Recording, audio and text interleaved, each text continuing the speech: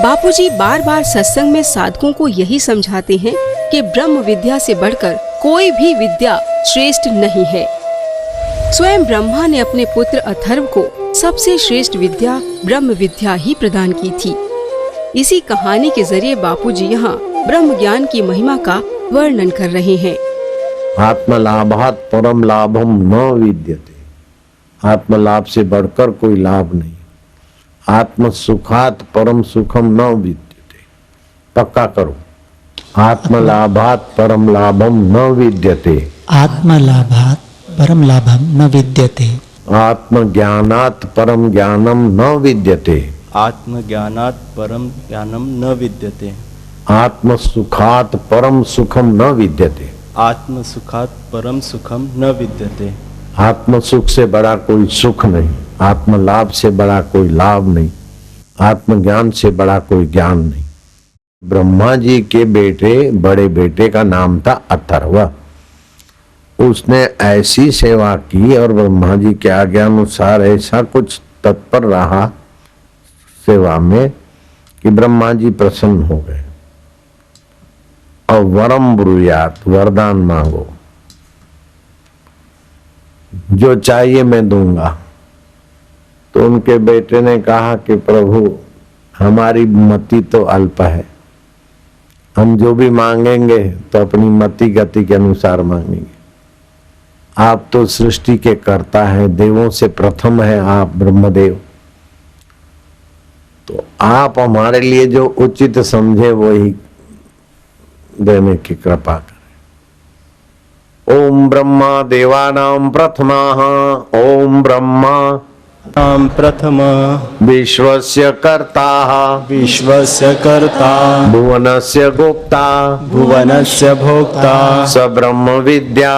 स ब्रह्म विद्या सर्व विद्यायां प्रतिष्ठाय। सर्व विद्यायां प्रतिष्ठा अथर्वाय प्रतिप्राह। अथर्वाय प्रतिपाय। ब्रह्मा सृष्टि के कर्ता है, देवों से प्रथम है, भुवनों के गोप्ता है। सारी चीज वस्तु को ब्रह्मा जी जितना जानते हैं, उनका भूत भविष्य लाभ हानि लंबाई चौड़ाई कुछ भी ऐसा दूसरे लोग नहीं जान सकते, क्योंकि वे सृष्टि के कर्ता है, भुवनों के गोप्ता है।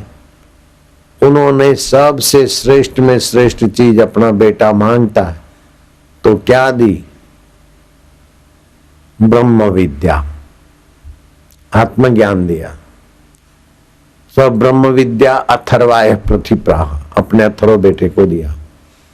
ये ब्रह्म विद्या ऐसी ऊंची है। इसी ब्रह्म विद्या को पाने के लिए हनुमान जी के पास अष्ट सिद्धियां पहले ही थी। रूप बदलकर ब्राह्मण वेश धारण करके परीक्षा लेने को आ गए थे कि ये वही हैं दशरथ नंदन राम लक्ष्मण है कि दूसरे कोई भाई। राम लखन को कंधे पे बिठाकर उड़ा के ले जाने में समर्थ थे। छोटे बन जाएं बड़े बन जाएं, अणिमा गरिमा लघिमा आदि सिद्धियों के धनी थे, फिर भी आत्मज्ञान के पाने के लिए भगवान राम की बिन शर्ती शरणागति ली। तो हनुमान ने कैसी तत्परता से सेवा की। और जब पुरस्कार देने का अवसर मिला तो किसी को कुछ किसी को कुछ, हनुमान को सर्वोपरि पुरस्कार दे रहे थे। विभीषण के पास बड़े कीमती मोतियों की माला थी, हीरों की, वो राम जी को भेंट की राज्याभिषेक के समय, और राम जी ने उठाकर हनुमान जी के तरफ दी। तो हनुमान जी ने देखा तो इसमें तो परम लाभ की चीज तो कोई नहीं है। इतने महंगे हीरे हैं, ये है वो है, लेकिन वो तो छूट जाएंगे। शरीर नहीं रहेगा तो शरीर पर हीरों की मालाएं, हम महंगे से महंगे कोई नंगों की माला कब तक रहेगी। मुझे तो वो चाहिए कि शरीर न होने के बाद भी जो रहे। इसीलिए वो माला तोड़ दी, एक एक दाना करके निहारते रहे। राम जी का, सीता जी का और व्यक्तियों का ध्यान खींचा तो जो बनिए लोग थे अथवा जो नगर के धनी लोग थे, उन्होंने देखा कि बाप रे, इतने कीमती हीरे, एक हीरा कोई लाखों रुपए का होता है, और उससे भी कोई ऊंचे से ऊंचे हीरे जो दुर्लभ थे, वो विभीषण ने भेंट किया, नंगों की माला। तो एक एक नंग देखते गए और उनको गिराते गए। तो वहां के जो जवेरी थे, उन्होंने देखा कि इतने कीमती नंग, ये माला तोड़ के एक एक देख के फेंक रहे, ये तो बंदर है, इनको क्या पता कि कितनी कीमती चीज है, इनको तो जमरूक जामफल दे देना चाहिए था, जामफल, अनार, सेव ऐसा दे देना था। इतनी कीमती हीरों की माला दिया है, ये तो फेंक रहे एक एक देख के। उन बुद्धुओं को लगा कि हनुमान जी कुछ नहीं जानते, इतने कीमती हीरे, लेकिन हनुमान जी जानते थे, वो कुछ नहीं जानते। हनुमान जी ने राम जी का, सीता जी का ध्यान खींचा। इतने कीमती हीरों का लाभ नहीं चाहिए, जो सर्वोपरि लाभ है वो ही लाभ। का हनुमंत प्रति उपकार करूं का तोरा, हनुमान जी बोलो, तुमने इतनी सेवा की, मैं तुम्हारा सेवा के बदले में क्या दूं। सन्मुख हो न सके मुख मोरा, मैं तुम्हारे सन्मुख भी नहीं हो सकता हूं, तुमने इतनी इतनी सेवा की। वन आपको जो सर्वोपरि लगता हो वो ही।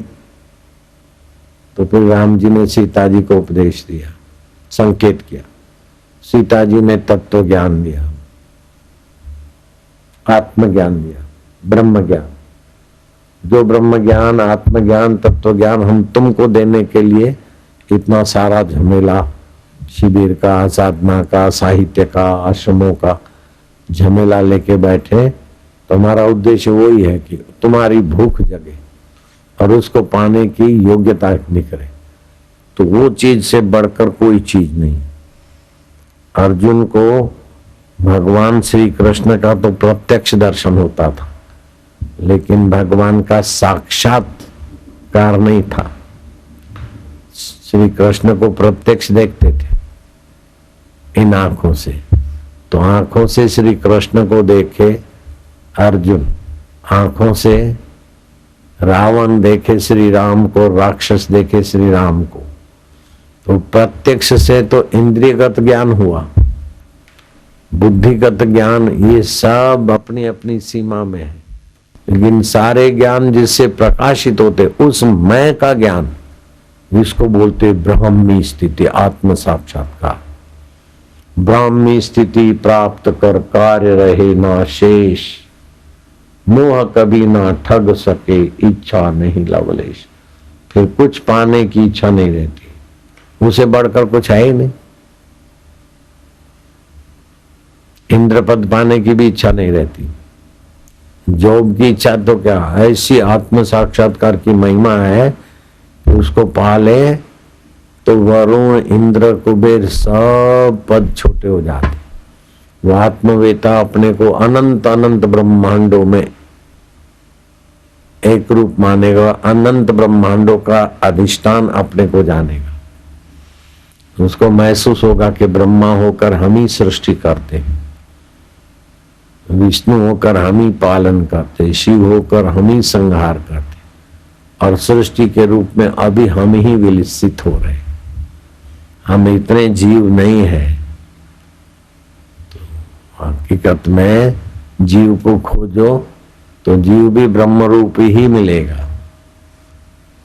अगर जीव ब्रह्म से अलग है तो वो तो नश्वर होगा और ब्रह्म टुकड़े टुकड़े हो जाएगा। इसीलिए शास्त्रों ने बहुत ऊंची बात कही, ईश्वर अंश जीव अविनाशी। जीव अविनाशी, जो अपने को जीव मानते न, तो तुम्हारी मौत नहीं है, तुम अविनाशी हो।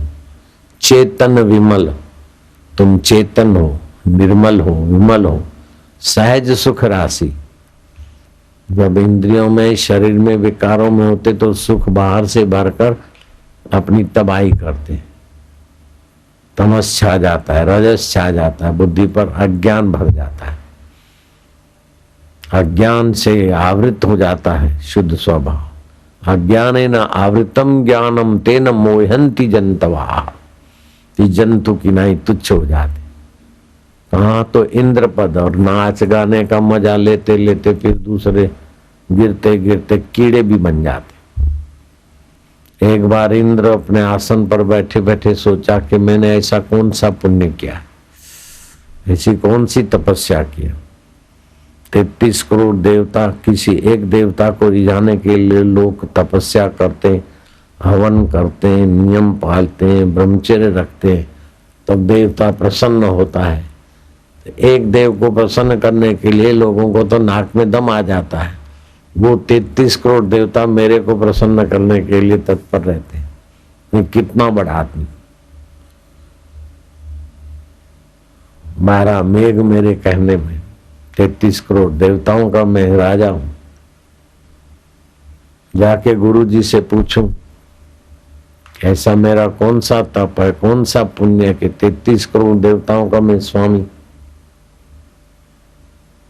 तो इंद्र चला अपने गुरु बृहस्पति से पूछने को। आत्म साक्षात्कारी त्रिकाल ज्ञानी बृहस्पति गुरु समझ गए कि इंद्र आ रहा है, उसका सवाल का जवाब वचनों से देना उसकी अपेक्षा उसको प्रत्यक्ष हो जाए। तो संकल्प किया।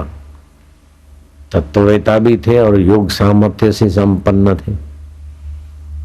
इस सृष्टि के आरंभ से जो जो इंद्र बने हैं, इंद्र बन कर जो भी कुछ तुच्छ योनियों में भटक रहे हैं वो इधर दिखे। तो ये कीड़े मकोड़ों की लाइन चली। बृहस्पति त्रिकाल ज्ञानी, अच्छा तुम 2 बार, तू 5 बार बना, हाँ, तू 3 बार, तू 4 बार बना, अच्छा तू 7 बार, वाह, तू 11 बार, तू 9 बार, तू तीसरी बार आया। वो कीड़ों को देखकर तीसरी बार, दूसरी बार, 9वीं बार, 11वीं बार, 70वीं बार आया। 70 बार बना था। तो अकेले में उन कीड़ों को देखे और 5 बार, 7 बार, 9 बार, 3 बार, 2 बार, 1 बार बना था। फिर अभी ये दशा में है। अकेले में जो वार्ता कर रहे थे तो इंद्र खड़े खड़े दंग रह गया कि गुरुजी आखिर क्या है। इन कीड़ों को देखकर आप दंग रह जाते हैं और 2 बार, 4 बार, 7 बार, 11 बार। बोले इंद्र, अनादिकाल से सृष्टि चल रही है और कईयों ने तपस्या करके, यज्ञ करके, व्रत उपवास ब्रह्मचर्य पालकर इंद्र पद पाया। फिर नाच गान देखते देखते सब मौज मजा मारते मारते पुण्य नष्ट हुआ और गिरे। फिर किसी योनियों में घूमते घूमते जैसा मन में आए ऐसे करे, जैसा मन में आए ऐसा सोचा और ऐसा किया। तो मनमुक्ता के कारण आखिर कीड़े की योनि में जा बढ़ा। कीड़ा नहीं भटकता जरा इधर से जरा उधर से, मनमुक्त। तो कोई 1 बार इंद्र बनकर फिर ये कीड़े की योनि में, कोई 10 बार, कोई 7 बार। तो सृष्टि तो अरबों खरबों के अनादिकाल से सृष्टि चल रही है और अपनी अपनी वासना से इंद्र बने और फिर मौज मजा मार के फिर गिरे, फिर इन योनियों में गए और कोई संयोग मिला। खूब तपस्या करते करते मनुष्य योनि से पार देवत्व को, गंधर्वत्व को पाए, उसमें भी लगे रहे। कोई कोई विरले फिर से इंद्र बने। तो कोई 7 बार इंद्र बना है, कोई 4 बार, कोई 2 बार, कोई 70वीं बार इंद्र बनकर फिर इस दुर्दशा में। तो इस सृष्टि का कोई अंत नहीं। इन भागों को इंद्र बनकर भी मौज लेनी थी। आत्मज्ञान पाकर अगर परम लाभ ले लेते तो फिर दुर्दशा नहीं होती। आत्मज्ञान के बिना जो भी कुछ मिलेगा वो धीरे धीरे फिर नष्ट हो जाता है। तो आत्मलाभात परम लाभम न विद्यते।